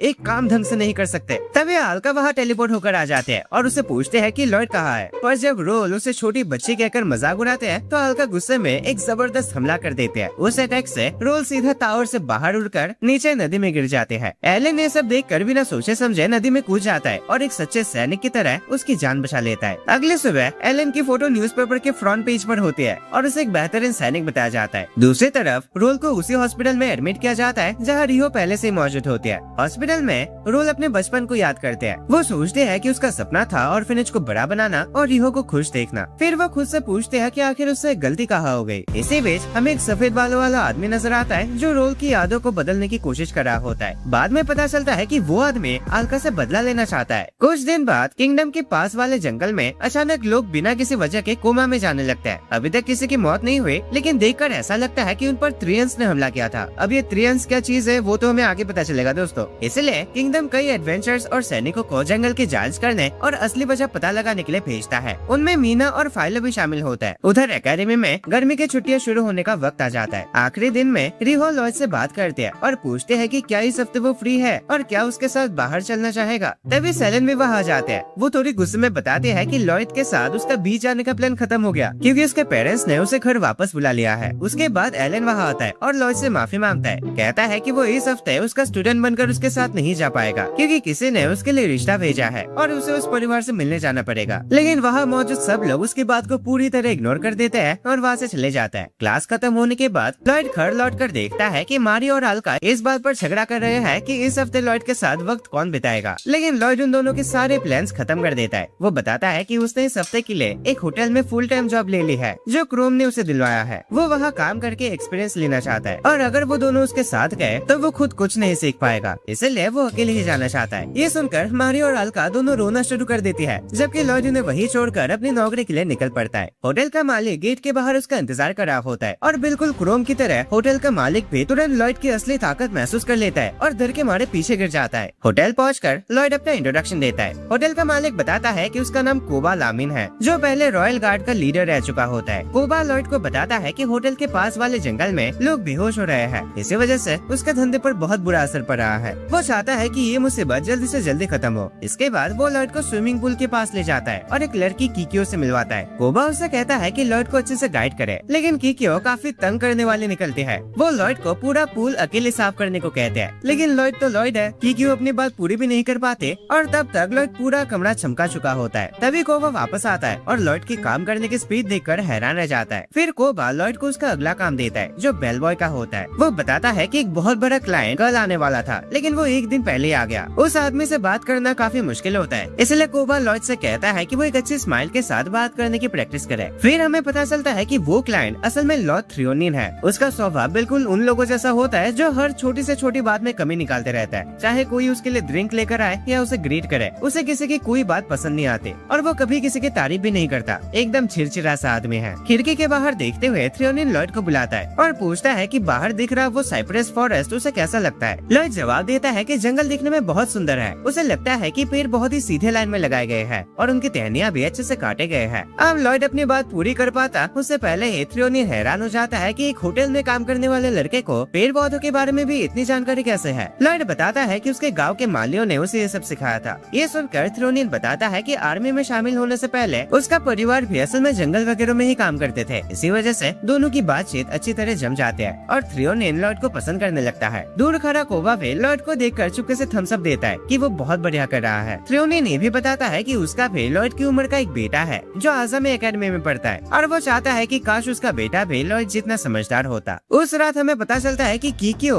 असल में थ्रियोनिन के आर्मी का एक मेंबर है। वो होटल में छुपकर इन्वेस्टिगेशन कर रहे होता है। उन लोगों को शक होता है कि कोबा उस जंगल में त्रियंस पाल रहा है। अब दोस्तों त्रियंस मतलब वो कुछ पेड़ टाइप के मॉन्स्टर्स को कहा जाता है जो चल फिर सकता है। टेंशन मत लो, आगे तुम्हें पता चलेगा ये क्या चीज है। और क्योंकि उस जंगल को जल्दी ही सरकार अपने हाथों में लेने वाली है, तो उसके बाद इन्वेस्टिगेशन करना बहुत मुश्किल हो जाएगा। इसलिए थ्रियोनिन चाहता है कि सच जल्दी सामने आ जाए और ये मुसीबत उनके देश में फैलने से पहले ही खत्म हो जाए। वो किकियो को बताता है कि किसी ने रिसर्च लैब से डीमन लॉर्ड का पौधा चुरा लिया है और वो पौधा एक व्यापारी लेकर आया था। हो सकता है कि किसी ने कहीं लगा दिया हो ताकि त्रियंस को पैदा करके उन्हें कंट्रोल किया जा सके। फिर वो किकियो से पूछता है कि क्या उसे यहाँ की किसी इंसान पर शक है। किकियो तुरंत लॉयड के बारे में सोचते हैं और कहते हैं कि हाँ, एक बहुत ही अद्भुत बंदा उसने देखा है। तब थ्रियोनिन उसे खास दवाई देता है। कहता है कि इसे उस बंदे को कैसे भी करके खिला देना। अगर उसके अंदर डीमन लॉर्ड का वो पौधा है तो ये दवाई उसे बाहर निकाल देगा और असली दोषी सामने आ जाएगा। अगले सुबह किकियो लॉयड को सब्जियां काटते हुए देखते हैं। लॉयड के स्पीड बिल्कुल किसी निंजा जैसे होते हैं। डिंग डिंग। अब वो और भी पक्का मान लेते हैं कि लॉयड बहुत ही ओवरपावर्ड है, इसलिए वो उस दवाई को चाय में मिलाकर लॉयड को दे देते हैं। लेकिन जैसे ही लॉयड चाय पीने वाला होता है तभी कोबा वहाँ आता है। वो किकियो को काम के दौरान आराम करने के लिए डांट देता है और लॉयड से कहता है कि उसने बहुत मेहनत की है, इसलिए थोड़ा ब्रेक ले ले। इतना कहकर कोबा वही चाय उठा लेता है और खुद ही पी लेता है। अगले ही पल वो चाय मुंह से बाहर थूक देता है और हैरानी से पूछता है कि आखिर इतनी खराब चाय किसने बनाई। ये देखते हैं कि क्यों तुरंत खिड़की से बाहर कूद जाता है। वो सोचते हैं कि कोबा ने जानबूझकर चाय पी ली थी ताकि उसका राज सामने ना आ सके। फिर वो खुद से वादा करते हैं कि अगली बार वो कोबा को रंगे हाथों पकड़ के रहेगी। बाद में हमें पता चलता है कि रियो भी अपनी छुट्टियां इसी होटल में मना रही होते हैं। वो रूम सर्विस से फुल बॉडी मसाज की रिक्वेस्ट करते हैं, लेकिन जब वो बंदा कमरे में आता है तो वो लॉयड निकलता है। लॉयड को देखते ही रियो घबरा जाते हैं और उसे मसाज करने से सीधा मना कर देते हैं। इसी बीच हम देखते हैं कि सेलेन के फादर ने भी फैसला किया है कि वो उसे इसी होटल में लेकर जाएंगे ताकि दोनों थोड़ा एक साथ समय बिता सके।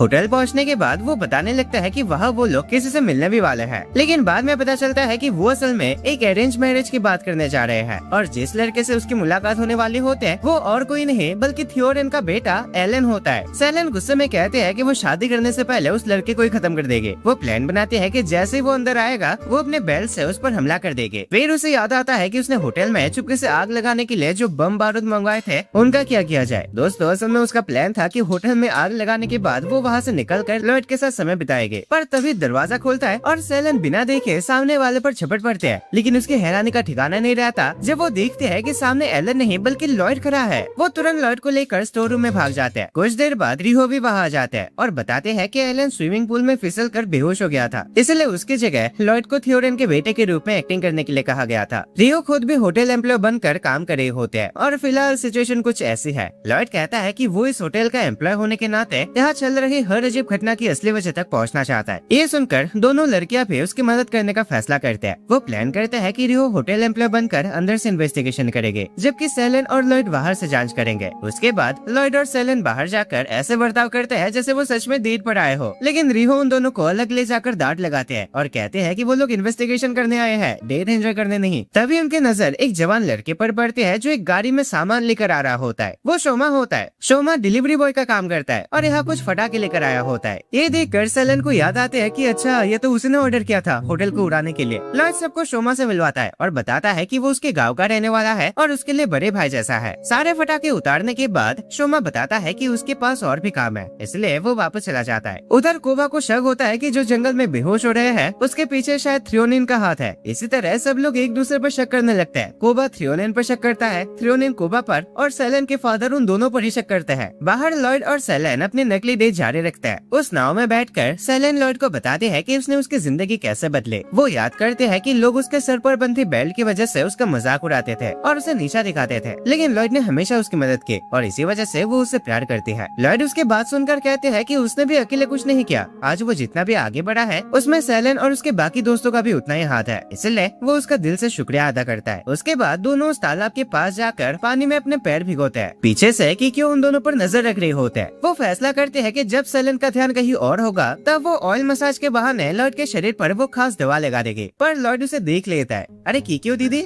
आप यहाँ क्या कर रहे हो? मैं तो कुछ नहीं, सोच रहा था कि तुमने इतनी मेहनत की तो थोड़ा मसाज कर देता हूँ। और मौका देखकर वो उसके शरीर पर वो दवा लगा देते हैं, पर उसका हाथ कहीं और जा रहा होता है और तभी सेलेन वापस आ जाते हैं। वो कीक्यू से झगड़ने लगते हैं कि वो लॉयड के पास क्या कर रही थी। दोनों कुछ देर तक लड़ते रहते हैं, लेकिन आखिर में कीक्यू मौका देखकर वहाँ से निकल जाते हैं। लॉयड कहता है कि अब उसके शरीर पर लगा तेल साफ करना होगा, नहीं तो वो अपना यूनिफॉर्म नहीं पहन पाएगा। इसलिए दोनों हॉट स्प्रिंग में नहाने का फैसला करते हैं। वहाँ पहुंचकर उनकी मुलाकात रिहो, मारी, आल्का, मीना और फाइलो से हो जाते हैं। ऐसा लगता है जैसे पूरा ग्रुप पिकनिक पे आए हो और हमारा बेल्ट भाई साहब सबकी इज्जत बचाने में लग जाता है ताकि हम ऑडियंस कुछ चीजें ना देख सके। नहाने के दौरान फाइलो देख लेते हैं कि आल्का लॉयड की तरफ गलत नजर से देख रही है। इस बात पर वो गुस्से में आल्का को जोर से उछालकर जंगल की तरफ फेंक देती है। लॉयड तुरंत उसके पीछे जंगल की तरफ चला जाता है उसे बचाने के लिए। इसी दौरान कीक्यू जंगल में छुपकर सब पर नजर रख रही होते हैं, पर आल्का तेजी से सारे जंगल को चीरते हुए उसे टकरा जाते हैं। तभी थ्रियोनिन का सेक्रेटरी सामने आता है और फिर पता चलता है कि वो डीमन लॉर्ड का पौधा असल में उसके पास था।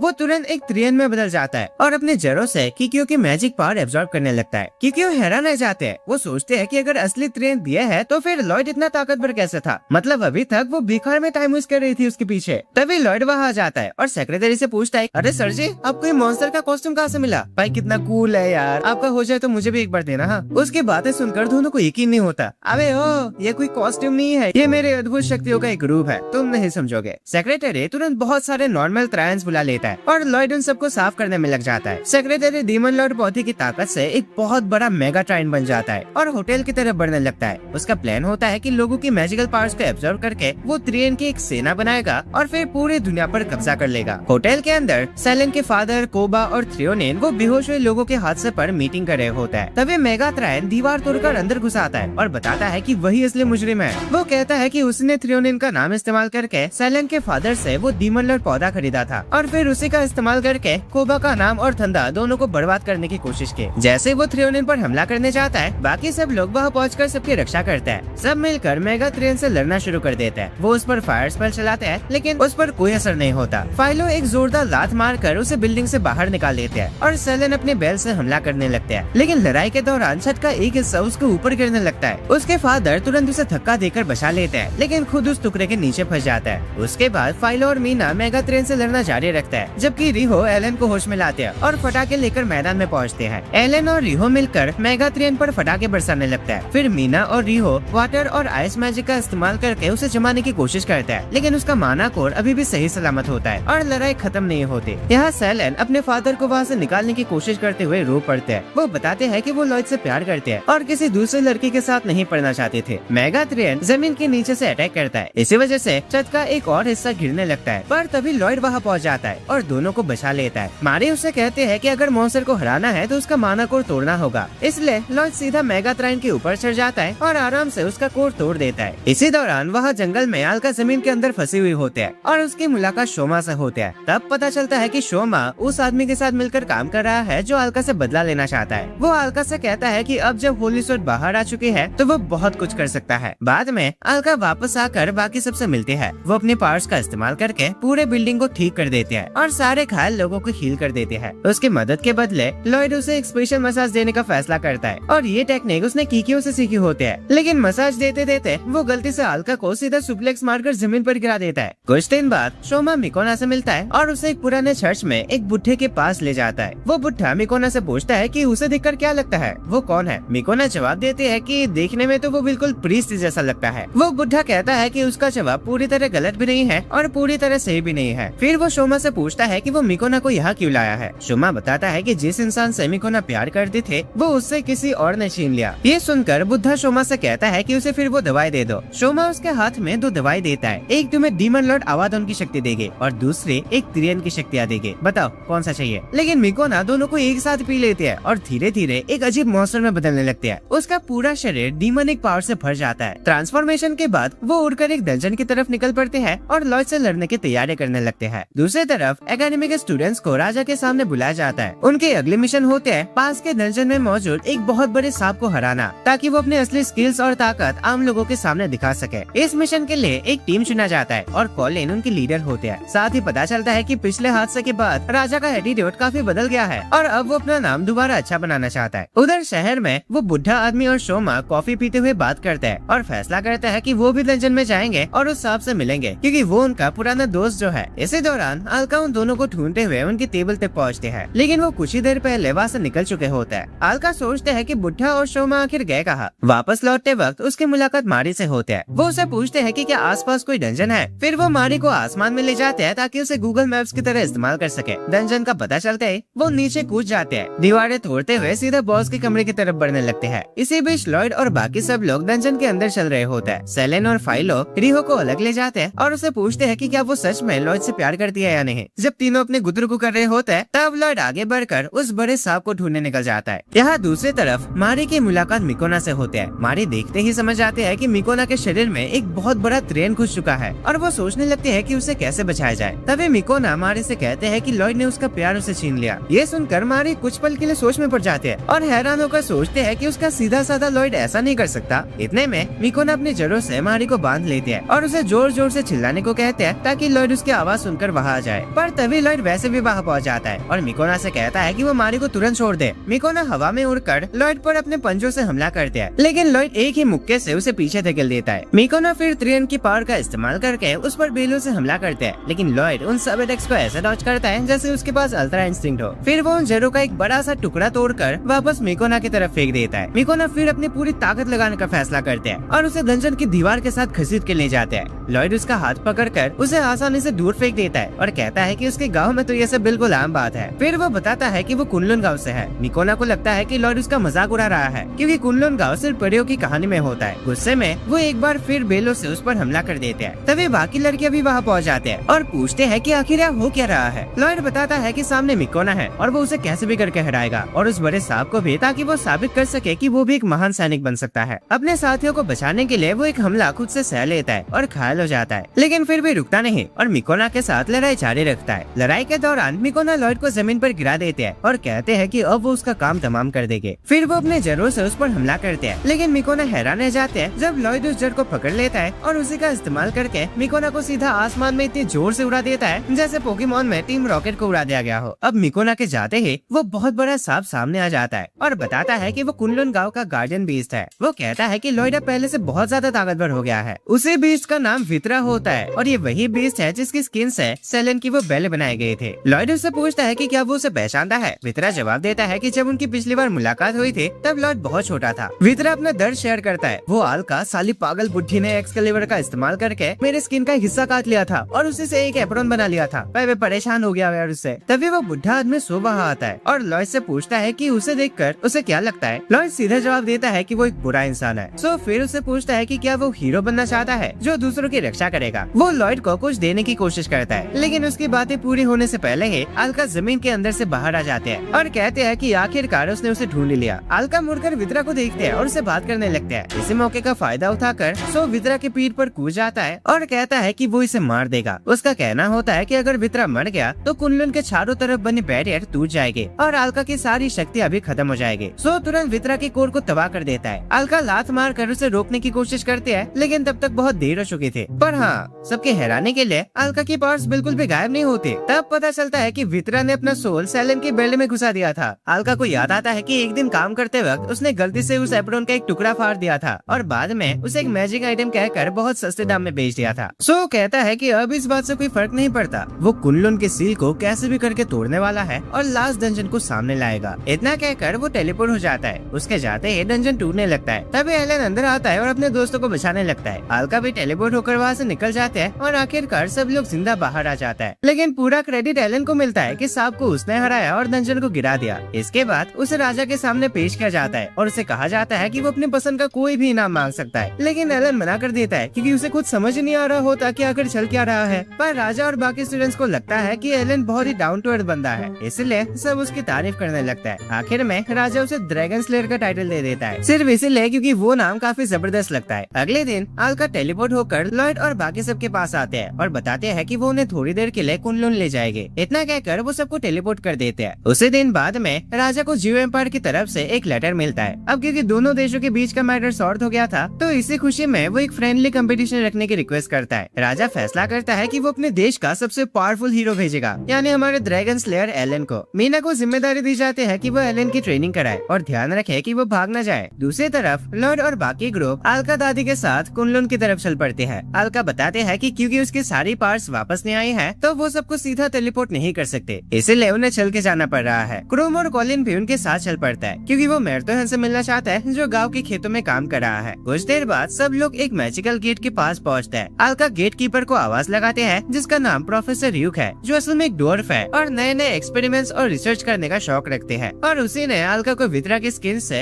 एक एप्रोन बनाने का आइडिया दिया था। जल्दी ही सबको समझ आ जाता है कि र्यूक भी अलका की तरह काफी अजीब और पागल से है, लेकिन अपने सारे राज खुलने से पहले ही वो सबको गेट के अंदर धक्का दे देते हैं और कुनलुन गांव में भेज देते हैं। गेट के दूसरी तरफ पहुंचकर सब देखते हैं कि गांव देखने में बिल्कुल नॉर्मल सा है। मतलब सबको लगा था कि यहाँ सोने के घर होंगे और जादू से बनी सड़कें होंगे, लेकिन लॉयड कहता है कि ये बस एक आम गाँव ही है। तभी मारी सबको सावधान रहने को कहते हैं और बताती है कि ये गाँव बिल्कुल भी आम नहीं है। वो क्रोम, कॉलिन और रिहो से पूछते हैं कि क्या उन्होंने कुछ खास महसूस किया। तीनों का चेहरा तुरंत बदल जाता है और वो कहते हैं कि इस जगह हर तरफ से अद्भुत शक्तियाँ महसूस हो रहे हैं। थोड़ी देर बाद वो लोग देखते हैं कि एक बिल्कुल नॉर्मल सा दिखने वाला परिवार शॉपिंग के लिए जा रहा है, लेकिन उसके बच्चे और बुजुर्ग आसानी से पूरे बिल्डिंग के ऊपर से कूद जाता है। वो लोग किसी को मैसेज भेजने के लिए कागज पर लिखते हैं और उसे इतने जोर से फेंक देते हैं कि वो हजारों किलोमीटर दूर मौजूद इंसान तक पहुंच जाता है। और जब उन्हें जल्दी कहीं जाना होता है तो वो खुद को उस जादुई तोप से उड़ा देता है। उनके शरीर इतनी मजबूत होती है कि अगर वो किसी पहाड़ से टकरा भी जाए तो उन्हें कुछ नहीं होता, पहाड़ को होता है। थोड़ी ही देर में गाँव वाले लॉयड को पहचान लेते हैं और गाँव में उसका स्वागत करता है। तभी दूर से लॉयड के दादाजी पीरियड वहाँ आता है, जो अपने पीठ पर एक बहुत बड़ी मछली उठाए चल रहे होते हैं। फाइलो उन्हें देखकर पहचान लेता है कि वो पीरियड है, जो ऑगर लॉर्ड के नाम से भी मशहूर है और वो वही इंसान है जिसके मार्शल आर्ट स्टाइल फाइलो ने खुद प्रैक्टिस की है। लॉयड उनका इंट्रोडक्शन करवाता है। तब बुढ़ा आदमी बताता है कि जिसे फाइलो मार्शल आर्ट समझते हैं वो असल में बस सुबह की एक्सरसाइज है जो वो गाँव वालों के साथ करता है। ये सुनकर फाइलो की आत्मा हिल जाती है। उसे यकीन नहीं होता कि जिस मार्शल आर्ट्स को वो इतनी महान समझती थी वो सिर्फ एक एक्सरसाइज निकली। फिर वे बुढ़ा उसे वादा करता है कि वो उसे अच्छे से सिखाएगा। ये सुनकर फाइलो बहुत खुश हो जाते हैं। रिहो उस मछली को उठाने में मदद करना चाहते हैं और सब लोग अलका के घर की तरफ चल पड़ता है। इतना भारी मछली उठाकर चलने की वजह से रिहो बुरी तरह थक जाते हैं। इसी दौरान कॉलिन और क्रोम मैर्थोहन के बारे में पूछते हैं कि वो कहाँ है। रिहो उन्हें खेतों की तरफ भेज देते हैं और वहाँ जाकर वो अपने पुराने दोस्त मैर्थोहन से मिलता है, जिसे कॉलिन प्यार भी करते हैं। पर मैर्थोहन का पूरा हुलिया बदल चुका होता है, एकदम सिक्स पैक्स, एब्स और जो लंगोट पहनने का स्टाइल है भाई, डिंग डिंग। सब बैठकर उससे पूछते हैं कि क्या वो किंगडम वापस आएगा। मैर्थोहन कहता है कि चाहे उस दिन डीमन लॉर्ड ने उसे एक मॉन्स्टर में बदल दिया हो, लेकिन फिर भी उसका हाथ था उन सब में, इसलिए अब वो इस गाँव में बहुत खुश है और खेती करके ही अपनी पूरी जिंदगी बिताना चाहता है। और हाँ, एक जरूरी बात, अगर सुसु बॉडी आए तो खेत में कर देना, हाँ रोकना मत। 5 फसलों को क्या न्यूट्रिशन मिलता है। कॉलिन सोचते हैं कि वो इस भद्दे आदमी से प्यार कैसे कर बैठे, लेकिन फिर इसके 6 पैक्स ऐप देखकर उसका जवाब खुद ही मिल जाता है। इसी बीच सेलन लॉयड के परिवार से मिलते हैं। वो सबके सामने शादी का कार्ड निकालते हैं और चाहते हैं कि सब लोग उसे साइन कर दे ताकि लॉयड के साथ उसकी शादी पक्की हो सके। लेकिन साइन होने से पहले ही बाहर किसी बहुत बड़े जीप के चलने की आवाज आती है। अलका कहते हैं, अबे यार वो छिपकली फिर से आ गई, उसका कुछ परमानेंट इलाज करना पड़ेगा, नहीं तो सारे खेत बर्बाद कर देती है। रिहो बाहर जाकर देखने लगते हैं कि आखिर हुआ क्या है। वो सोचते हैं कि शायद उस छिपकली को मारकर उसे पैसे कमाने का मौका मिल जाए, लेकिन बाहर एक बहुत बड़ा लाल ड्रैगन होता है। रिहो उसे देखते ही डर के मारे भागने लगते हैं। तभी घर के बच्चे शादी के कार्ड से वो पेपर प्लेन्स बनाते हैं और उन्हें ड्रैगन की तरफ उड़ा देता है। हैरानी की बात ये होती है कि उन पेपर प्लेन से ड्रैगन डर के भाग जाता है। ये देखकर रिहो और सेलेन दोनों और भी ज्यादा उदास हो जाता है। उस रात गाँव की के बुजुर्ग सबके लिए एक बड़ा पार्टी रखता है। सब मिलकर खाना एंजॉय करता है। फाइलो बताती है कि उसने बुढ़े मास्टर से बहुत कुछ सीखा, लेकिन पीरियड माफी मांगते हुए कहता है कि बुरा मत मानना बच्ची, इस बार मैं तुम्हें सिर्फ बेसिक एक्सरसाइज सिखा पाया, पर अगली बार जब तुम आओगे तब मैं और कुछ सिखा दूंगा, ठीक है। ये सुनकर फाइलो को दोबारा जोर का झटका लगता है, क्योंकि जिसे वो इतनी मुश्किल ट्रेनिंग समझ रहे थे वो तो सिर्फ बेसिक्स के बेसिक्स निकले। उसके बाद सब मिलकर दावत शुरू करता है। मैरतोहन बताता है कि खाने की सारी चीजें उसने खुद शिकार करके लाया है और हर डिश एकदम ताजे मौसम से बनाई गई है। खाना खत्म होने के बाद रिहो सफाई में हाथ बटाते हैं। ये देखकर यू कहते हैं कि अगर रिहो इस आदत को बनाए रखे तो वो जिंदगी में बहुत आगे जाएगी, चाहे वो ये सब पैसे के लिए क्यों ना कर रही हो। इसके बाद गाँव के बुजुर्ग लोग लॉयड से उसकी गर्लफ्रेंड के बारे में पूछता है और जानना चाहता है कि उनमें से कौन सी लड़की उसको पसंद है। लॉयड कहता है कि वो सिर्फ उसके दोस्त है, गर्लफ्रेंड वगैरह नहीं भाई, मेरे जैसे कमजोर लड़के को कौन नहीं पसंद करेगी। तब एल्डर्स रिहो और फाइलो की तारीफ करते हैं, कहते हैं कि उन्होंने बहुत मदद की है। ये सुनकर सेलन को बहुत जलन होते हैं, क्योंकि उसे लगता है कि वो लॉयड के परिवार को इम्प्रेस नहीं कर पाए। उधर अल्का और यूक आपस में शो के बारे में बात करता है, जो लास्ट डंजन को खोलना चाहता है। यूक कहते हैं कि शायद अब उस डंजन को खोलने का सही वक्त आ गया है, क्योंकि इंसानों ने अब जादू पर काफी रिसर्च कर ली है और इस बार पिछली बार की तरह दवाई भी नहीं होगी। दूसरी तरफ मैरतोहन मारी से माफी मांगता है कि उसकी वजह से उसे और उसके फादर को इतनी परेशानी उठाने पड़े। मारी उसे माफ कर देते हैं और उस आदमी के बारे में पूछते हैं जिसने उसका दिमाग मैनिपुलेट किया था। मैरतोहन कहता है कि उसे उस आदमी का चेहरा ठीक से याद नहीं, लेकिन उसकी एक बात याद है, वो हमेशा पूछता था मुझे देख के क्या लगता है। ये सुनते ही मारी को पुरानी बात याद आ जाती है और उसे समझ आ जाता है कि असली मुजरिम सो ही है। अगले सुबह सब लोग वित्रा को दोबारा जिंदा करने के लिए लास्ट डंजन की तरफ निकलते हैं। रिहो बहुत एक्साइटेड होते हैं, क्योंकि उसे लगता है कि वह बहुत सारा खजाना मिलेगा जिससे वो बहुत पैसा कमा लेंगे। लेकिन यूक समझाती है कि ये कोई मामूली डंजन नहीं है, असल में ये डंजन मॉन्स्टर्स, डीमन लॉर्ड और कई खतरनाक चीजों से भरा हुआ है। दुनिया के बाकी सारे डंजन्स असल में इसे लास्ट डंजन को छुपाने के लिए बनाए गए थे। यूक बताते हैं कि कुनलुन गांव और उसके मुखिया अल्का की जिम्मेदारी है कि वो इस लास्ट डंजन की देखभाल करे, ताकि कोई डीमन लॉर्ड बाहर ना निकल सके। अगर वो आजाद हो गए तो पूरी दुनिया तबाह हो सकती है। लेकिन अभी अल्का अपनी इस हालत में काफी कमजोर है। उसका वित्रा के साथ ऐसा कनेक्शन था कि अल्का को होने वाला हर नुकसान वित्रा पर ट्रांसफर हो जाता था और अल्का वित्रा के पार्ट्स भी इस्तेमाल कर सकते थे। इसी वजह से वो इतने ओवरपावर्ड थे। ये कहते हैं कि अगर इस वक्त उस लास्ट डंजन को खोला गया तो हर तरफ अफरा तफरी मच जाएगी, इसलिए सबसे पहले वित्रा को दोबारा जिंदा करना जरूरी है, ताकि अल्का अपने पार्ट्स वापस पा सके। क्रोम और बाकी लोग पूछते हैं कि उस डंजन को खोलते कैसे है। युग बताते हैं कि उस डंजन की चाबी असल में होली स्वॉर्ड है। उसे नहीं पता कि वो तलवार पत्थर से कैसे निकाली गई, लेकिन क्रोम बताता है कि अब वो शाही तहखाने में सुरक्षित रखी हुई है। ये सुनकर युग एक अजीब से स्माइल के साथ कहता है कि उसका अच्छे से ध्यान रखना। इसके बाद युग सेलेन से वो बेल्ट ले लेते हैं और वित्रा के लिए नया शरीर बनाने की तैयारी शुरू कर देते हैं। वो वित्रा को सच में मांस के अंदर लपेट देती है और उसे मटन की तरह पकाने लगती है। इस पूरे प्रोसेस के बाद वो उसे एक अंडे के अंदर रखकर लगभग 3 घंटे तक पकाते हैं। फिर अंडा बाहर निकाल कर कहते हैं कि प्रोसेस कंप्लीट हो चुका है और वित्रा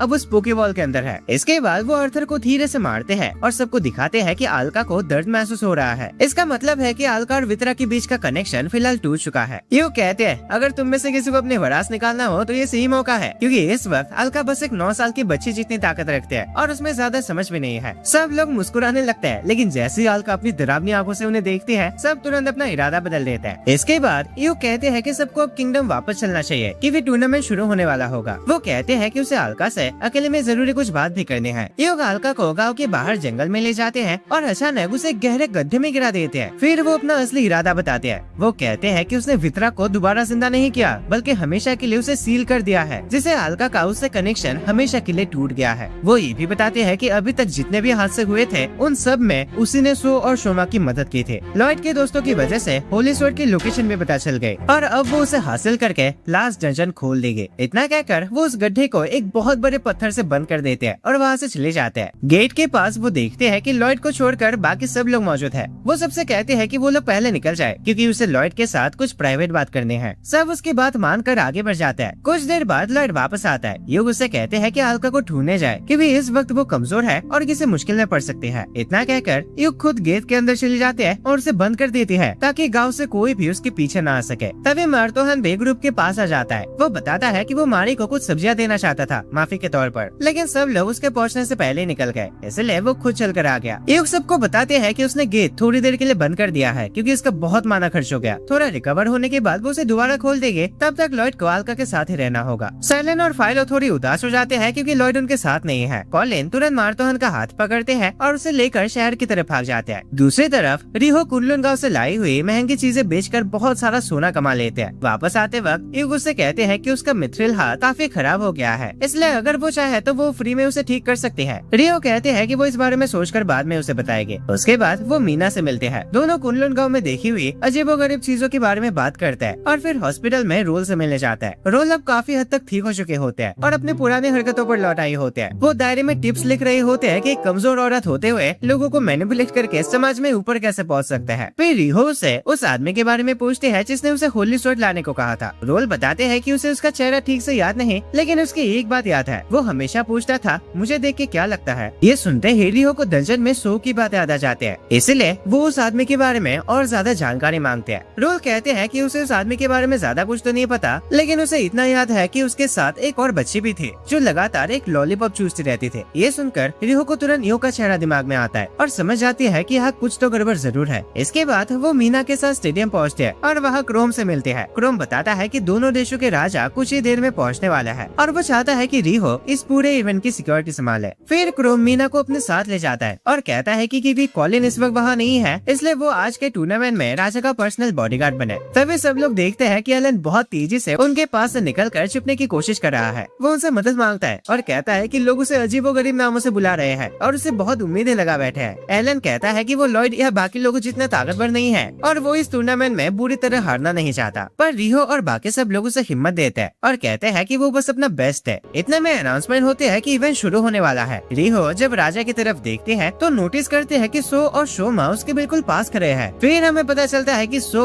असल में जियो एम्पायर का राजा है। ये देखकर उसे लगता है कि कुछ गड़बड़ होने वाले है। थोड़ी देर बाद राजा एरिना में आकर स्टूडेंट्स का स्वागत करता है। रिहो तुरंत उसके सामने झुककर रिक्वेस्ट करते हैं कि टूर्नामेंट कैंसिल कर दिया जाए क्योंकि उसे लगता है कि यह राजा की जान को खतरा है। राजा क्रोम से पूछता है कि लड़की कौन है। क्रोम बताता है कि प्रिंसेस मारी की दोस्त है। तुम प्रिंसेस मारी के दोस्त हो? अरे मेरे साथ आओ, तुम चाय पीकर बात करता है। उधर गाँव में लॉर्ड आल्का को उस गड्ढे से बाहर निकालता है। आल्का पूछते हैं कि उसे कैसे पता चला कि वो यहाँ है। लॉर्ड बताता है कि बचपन में वो भी इस गड्ढे में गिर गया था और आल्का और बाकी लोग ने उसे बचाया था। ये वही जगह थे जहाँ उसने फैसला किया था कि वो एक ताकतवर सैनिक बनेगा ताकि दूसरों की हिफाजत कर सके। उसे लगा कि अब क्योंकि आल्का के पास कोई शक्ति नहीं है, इसलिए वो भी इस गड्ढे में गिर गई होगी, तो वो तुरंत यहाँ आ गया। इसके बाद वो आल्का को बताता है कि गांव से बाहर जाने वाला गेट बंद है और उसे किसी तरह शहर पहुँचना ही होगा क्योंकि उसने एलन से वो कंपटीशन देखने का वादा किया था। आल्का कहते हैं कि अभी के लिए वो गाँव की तरफ चले, उसके पास उसे शहर पहुँचाने का एक प्लान है। दूसरी तरफ सो और शोमा युग से मिलता है और कहते हैं कि अब वो जल्दी ही अपना असली गोल पूरा करेंगे। युग कहते हैं कि चाहे वो बहुत होशियार हो, लेकिन बाकी लोगों की तरह ताकतवर नहीं है, इसलिए उन्हें उनकी हिफाजत करनी होगी। शोमा कहता है कि इसलिए तो वो दोनों यहाँ है, टेंशन मत लो। फिर वो मिकोना की तरफ इशारा करता है जो लॉयड से हारने के बाद एक कोने में उदास बैठी होते हैं। वापस गाँव में आल्का लॉयड को एक जादुई तोप के अंदर बिठा देते हैं और बहुत सारे मैजिक स्टोन्स का इस्तेमाल करके उसे सीधा किंगडम की तरफ उड़ा देते हैं। हवा में पहुँचते ही लॉयड विंड मैजिक का इस्तेमाल करता है और अपनी स्पीड और बढ़ा देता है ताकि वो समय पर शहर पहुंच सके। इसी दौरान एलन और जियो एम्पायर के स्टूडेंट्स के बीच मैच शुरू होने वाला होता है। एलन अपने कुल्हाड़ी से पहला हमला करता है, लेकिन सामने वाले लड़के आसमान में उड़ जाते हैं और अपना असली रूप दिखाते हैं। पता चलता है कि वो और कोई नहीं बल्कि मिकोना होते हैं। वो सीधा एलन पर टूट पड़ते हैं और लगातार उसकी धुलाई करने लगते हैं। इसी दौरान जियो एम्पायर के राजा सो सबके सामने एक ऑफर देता है कि दोनों देश एक अलायंस बना ले। वो कहता है कि उसके पास आम इंसानों को काफी शक्तिशाली बनाने की ताकत है। अगर आज़ामी किंगडम उसे थोड़े पैसे और जरूरत की चीजें दे तो दोनों मिलकर बहुत आसानी से पूरे दुनिया पर कब्जा कर सकते हैं। जब सब लोग एलन की धुलाई देख रहे होते हैं, क्रोम और मीना उन्हें रोकने की कोशिश करता है, लेकिन शोमा अपना भयंकर ऑरा रिलीज करता है और याद दिलाता है कि वो लोग उसके सामने कुछ भी नहीं है, इसलिए चुप रहना ही बेहतर है। सो की बात सुनने के बाद आज़ामी किंगडम का राजा जवाब देता है कि जब वो डीमन लॉर्ड के कंट्रोल में था तब उसने अपने परिवार और अपनी प्रजा को बहुत दुख दिया था। तब उसने कसम खाई थी कि वो दोबारा कभी ऐसा नहीं होने देगा। इसी वजह से वो इज्जत के साथ उनका ये ऑफर ठुकरा देता है। तभी युग बाहर आते हैं और कहते हैं कि वो इस पूरे टूर्नामेंट का खुलिया बदल देंगे। लेकिन उसी वक्त सेलेन, रिहो, फाइलो और मारे उसे चारों तरफ से घेर लेते हैं और बताता है कि उन्हें उसके प्लान का पता चल चुका है और वो जानते हैं कि उसने आल्का और लॉयड को गाँव में क्यों छोड़ दिया था। युग उन सबको देखकर हंसती है और पूछते हैं कि वो लोग उसे रोकने के लिए कर भी क्या सकते हैं। सेलेन कहते हैं कि चाहे वो पहले काम लड़के थे, लेकिन लॉयड ने ही उसे ताकतवर बनने की हिम्मत दी, इसलिए अब वो अपनी पूरी ताकत से लड़ेंगे और युग को हरा देंगे। युग सोचते रह जाते हैं कि सेलेन ने अभी क्या बकवास की। इसके बाद बाकी लड़कियां भी कहते हैं कि वो लोग हमेशा लॉयड के सहारे नहीं रहेंगे, वो अपनी मेहनत से और ताकतवर बनना चाहते हैं। युग तुरंत बहुत सारे पोकेबॉल जैसी चीजें बाहर निकालते हैं और पूरे एरिना में मॉन्स्टरों को छोड़ देते हैं। वो बताते हैं कि अब उसने सबको बंदी बना लिया है और राजा को फैसला करना ही होगा कि वो होली स्वॉर्ड देगा या नहीं। लेकिन वो तब हैरान होते हैं जब पता चलता है कि सारे लोग पहले से ही तैयार थे। असल में उन ऑडियंस की जगह बेहतरीन सैनिकों को बिठा दिया गया था, इसलिए सब तुरंत मौसर से लड़ना शुरू कर देता है। इसी दौरान मार्तोहान अपनी कुल्हाड़ी लेकर राजा के पास पहुंचता है और शोमा से लड़ना शुरू कर देता है। दोनों लड़ते लड़ते सीधा एरिना में गिर जाता है। शोमा उसे याद दिलाता है कि चाहे उसने कितनी भी प्रैक्टिस कर ली हो, वो अब भी उसके सामने कमजोरी है। मार्तोहान कहता है कि उसने गांव में शोमा के बारे में सुना था। वो एक ऐसा लड़का था जो गांव की शांति भरी जिंदगी से बोर होकर एडवेंचरर बन गया था। मार्तोहान कहता है कि वो उसे खेती की असली ताकत दिखाएगा, लेकिन शोमा कहता है कि मार्तोहान गलत समझ रहा है। वो सिर्फ गांव से नहीं बल्कि पूरी दुनिया से बोर हो गया था और वो नहीं चाहता था कि उसका प्यारा सा भाई भी उसकी तरह बोर हो जाए। इसी वजह से उसने लॉयड को दुनिया की अलग अलग चीजें दिखाने का फैसला किया और उसके लिए पूरी दुनिया में अफरा तफरी मचाने का प्लान बनाया ताकि लॉयड के लिए सब कुछ और ज्यादा मजेदार बन सके। दूसरी तरफ एलन सो का एक हाथ काट देता है, लेकिन वो तुरंत दोबारा जुड़ जाता है। सो बताता है कि वो असल में एक इंसान नहीं है, वो अलग अलग स्पेल्स, जादुई हथियार और एक इंसानी आत्मा से बना हुआ एक खास प्राणी है। बहुत पहले आल्का ने उसे इस दुनिया को बचाने के लिए हीरो के रूप में बुलाया था, लेकिन दुनिया में शांति लाने के बाद लोग उसके बारे में भूल गए और धीरे धीरे उसके जीने का मकसद ही खत्म हो गया। इसलिए अब उसकी सिर्फ एक ही ख्वाहिश है, मरना। लेकिन इतनी आसानी से नहीं। वो पहले आल्का को मारेगा, फिर इस दुनिया में आतंक मचाएगा और तब जब कोई आकर उसे मारेगा तो वो बंदा दुनिया का हीरो बन जाएगा और सो आराम से एक विलेन के रूप में मर सकता है। और इस मकसद के लिए उसने लॉयड को चुना है। इसलिए वो तब तक विलेन का किरदार निभाता रहेगा जब तक लॉयड एक असली हीरो बनकर उसे मार कर दुनिया को बचा नहीं लेता। और क्योंकि शोमा भी लॉयड के लिए ये सब कर रहा था, इसलिए वो भी उस बुढ़े के साथ मिल गया।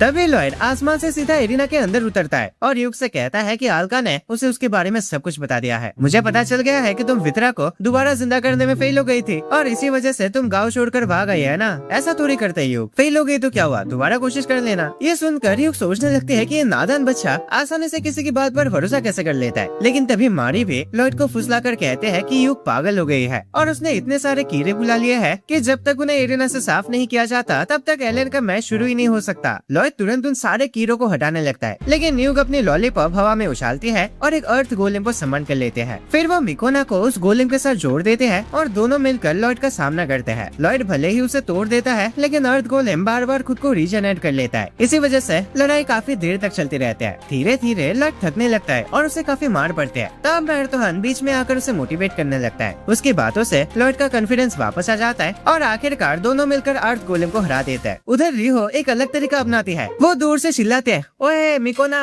ये देखो मारी की चड्डी, अगर तुम्हें दम है तो इसे लेकर दिखाओ। मिको ने ये सुनकर तुरंत होश में आती है और गोलेम के अंदर से बाहर निकलकर उस चड्डी को लेकर उड़ जाते हैं। मिकोना के बाहर आते ही युग भी हैरान रह जाते हैं कि अर्थ गोलेम इतनी जल्दी कैसे हार गया। इसी बीच सेलेन छुप कर युग के पास से वो अंडा चुरा लेते हैं जहाँ वितरा को सील किया गया था। वो उस अंडे को पकड़कर वितरा को धमकी देते हैं कि अगर वो बाहर आकर उनकी मदद नहीं करेगा तो उसे सही में पका के खा जाएगी। हैरानी की बात ये होती है कि सेलेन की धमकी से वितरा इतना डर जाता है कि वो खुद ही सील को तोड़कर बाहर आ जाता है और उसी पल आल्का की असली शक्ति तुरंत वापस लौट आते हैं। युग तुरंत मदद के लिए सो और शोमा की तरफ देखते हैं, लेकिन दोनों किसी और ही काम में बिजी होते हैं। वो लॉयड की लड़ाई रिकॉर्ड कर रहे होते हैं क्योंकि उनका असली प्लान लॉयड को एक मशहूर हीरो बनाना है। तभी आल्का टेलीपोर्ट करके एरिना में आते हैं और अपनी जबरदस्त मैजिक से एक ही पल में सारे मॉन्स्टर्स को खत्म कर देते हैं। फिर वो युग की तरफ देखकर कहते हैं कि अब तो वो गई काम से, लेकिन उससे पहले ही शोमा और सो युग को बचा लेते हैं और तीनों वहाँ से बच निकलते हैं। जाते जाते सो कहता है कि उसका मन तो था आल्का से लड़ने का, लेकिन लॉयड की लड़ाई का इतना बढ़िया रिकॉर्डिंग हाथ लगी है जिसे उसे एडिट भी करनी है, इसलिए वो आल्का से बाद में मिलेगा। इसके बाद किंगडम में फिर से शांति लौट आती है। हमेशा की तरह इस बार भी राजा सबके सामने एलेन को ही हीरो घोषित करता है और किंगडम को बचाने का सारा क्रेडिट उसी को देता है। दूसरी तरफ लॉयड और उसके दोस्त अपने नॉर्मल जिंदगी में वापस लौट जाता है। वो लोग मारी के घर को किसी रेस्टोरेंट की तरह इस्तेमाल करते हैं। आल्का अपनी अजीब हरकतों और उल्टे सीधे जादू से मारी को परेशान करते रहते हैं और लॉयड पहले की तरह एक और भी ताकतवर सैनिक बनने की तैयारी में लग जाता है।